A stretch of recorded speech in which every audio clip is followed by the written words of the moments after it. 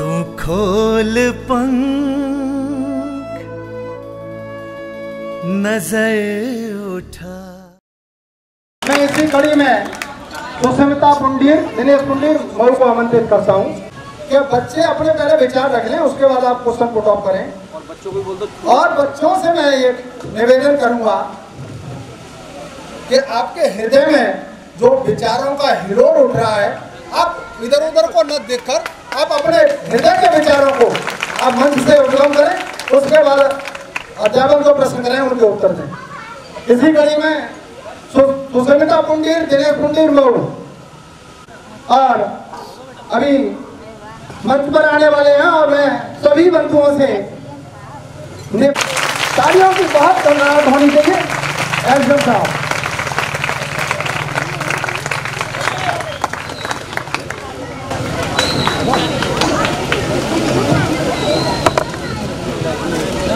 अभी चला जिंदगी दी है तो जीने का हुनर भी देना, जिंदगी दी है कि सफर भी देना। गुफ्तगू आपने सिखाई है, मैं तो गूंगी थी, आज मैं बोलूंगी तो बातों में असर भी देना। मेरे अध्यक्ष महोदय एवं मेरे सभी भाई बहनों, मेरे गुरुजनों, आप सभी को मेरा नमस्कार।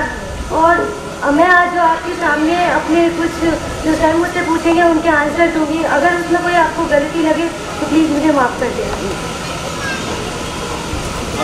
क्या लिखा है उसके बाद? हाँ, मैं उसको सामने आपके सामने स्थित करूंगी, क्योंकि आज हमारे समाज में जो स्थिति है वो अभी भी, मैं सबके लिए नहीं कहूँगी कि सबका मानना एक ही है। आज भी हमारे समाज में 100 में से कम 70-80 ऐसे लोग सोचते हैं कि हमारे समाज में बेटा और बेटी जो हमारी जो समानता है वो विकसित नहीं है। क्योंकि अगर हम बेटी के लिए ज़्यादा शिक्षा देंगे तो उसके लिए योग्य वर भी ढूंढना पड़ेगा और उसकी शिक्षा भी उचित नहीं है।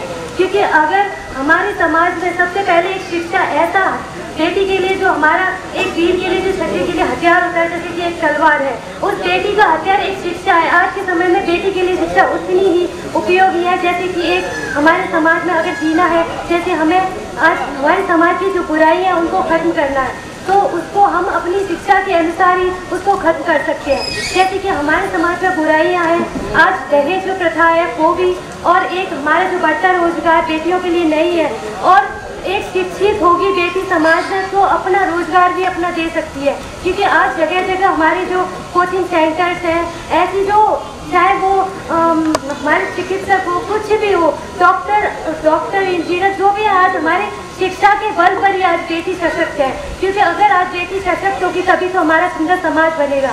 अगर समाज सुंदर सिर्फ शिक्षा से बन सकता है, और शिक्षा समाज के लिए एक अपना जो योगदान देगी। अगर हमारी आज एक भाषा है जो हमारे लिए बहुत उपयोगी है, अगर हम शिक्षित हैं तो हमारे बोलचाल से भी इसका प्रभाव पड़ता है। अगर हमारा समाज आज शिक्षित, हम शिक्षित है तो अपने समाज को भी शिक्षित बना सकते हैं, ये मेरा मानना है।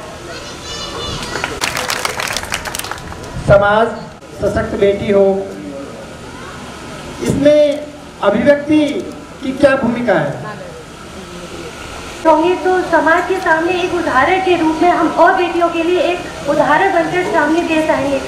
जो हम उदाहरण औरों के सामने रखेंगे, अगर आज हम शिक्षित हो जाते हैं, कामयाब हो जाते हैं, तो सर और भी बेटियां जो हमारे प्रति आकर्षित होंगी, जो हमारे लिए उस मुकाम तक पहुंचने के लिए सोचेंगे ये बेटी सशक्त हुई है तो मुझे भी इसके जैसा बनना है, और अपना उसको प्रेरित मानेंगे। और व्यवहार कैसा होना चाहिए जिससे सुंदर समाज में आपका योगदान रहे? सर, हमारा सोच और व्यवहार सबके लिए समानता होनी चाहिए।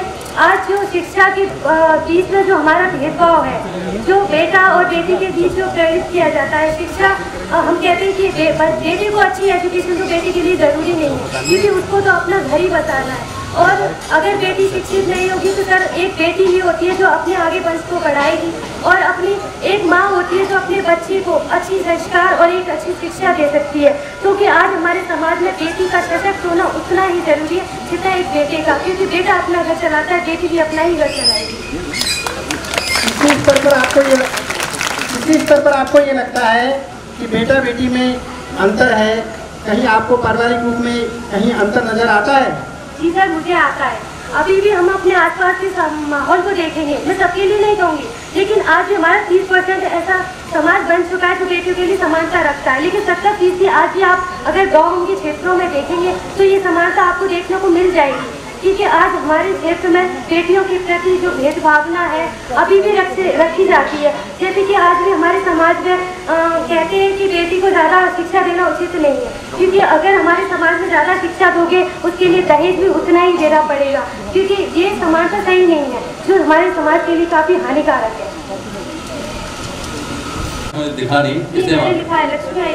अच्छा, तो उससे आपको क्या प्रेरणा मिलती है, मतलब क्यों आप? सर हमें उससे प्रेरणा मिलती है कि हमें अपना आत्मविश्वास है जो हमें कभी नहीं खोना चाहिए।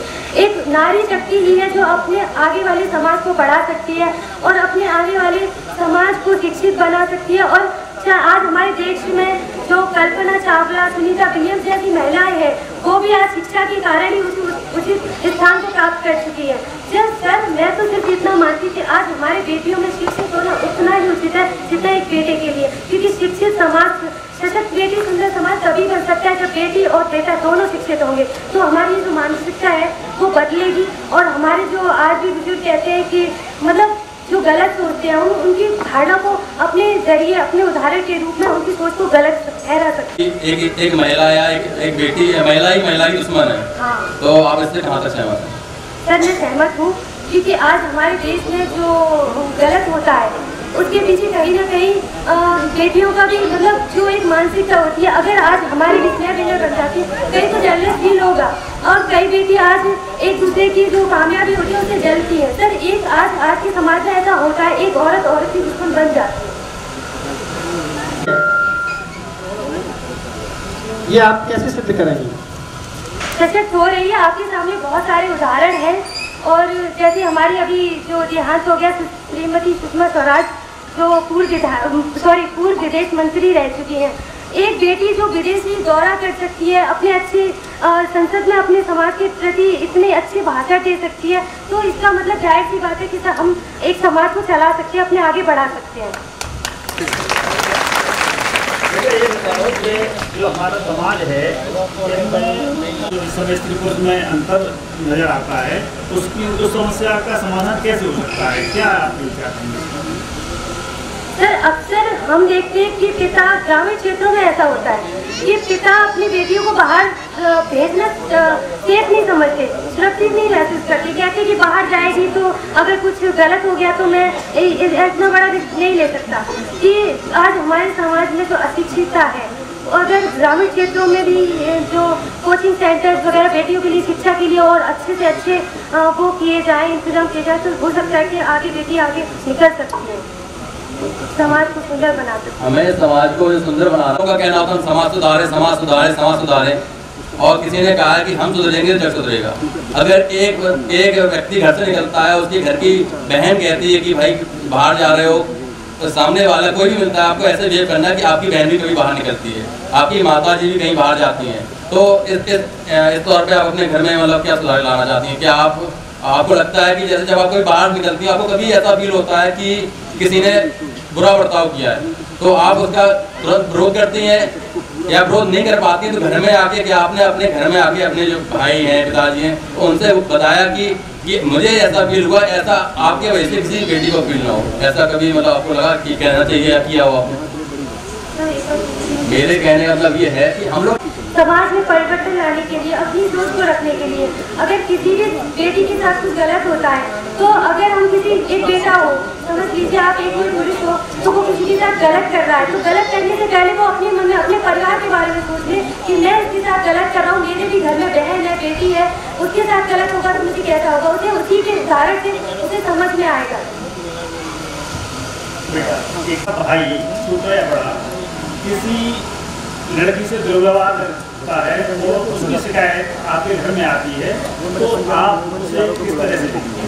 और सर मैं अपने भाई को ही, अपने भाई को किस तरह से समझाएंगे? सर मैं उसी तरीके से समझाऊंगी जैसे मैंने अभी कहा कि जैसे किसी भाई के प्रति होता है, मैं उसका अपने रूप में उदाहरण दूंगी कि जो तुमने किया वो गलत था। मैं भी एक बेटी हूँ, अगर मेरे सामने कोई मुझसे ऐसे व्यवहार करे तो तुमको कितना बुरा लगेगा, उसी के रूप में हम समझाएंगे। एक बार फिर तालियों के साथ स्वागत। ये आसमान है तेरा।